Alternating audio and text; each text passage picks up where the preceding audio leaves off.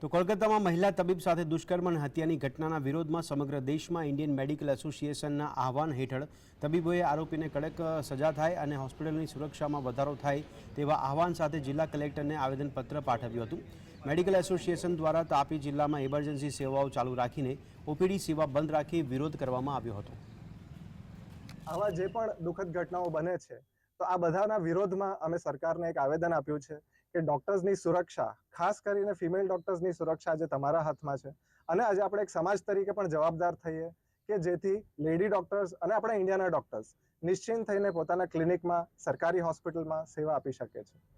આના વિરોધમાં 24 કલાક બધી પ્રાઇવેટ હોસ્પિટલ્સ પોતાની ઓપીડી સર્વિસીસ બંધ કરે છે અને ઇમરજન્સી સર્વિસીસ ચાલુ રહેશે।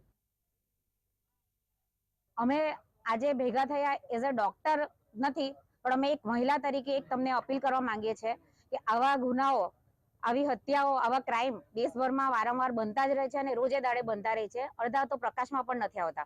તો આવી ઘટનાઓ જે પ્રકાશમાં આવે છે, પોલીસ સુધી રિપોર્ટ થાય છે, આવી બધી ઘટનાઓમાં તાત્કાલિક નિર્ણયો લેવાય, તાત્કાલિક સજા નક્કી થાય અને સજા પર તાત્કાલિક અમલીકરણ થાય।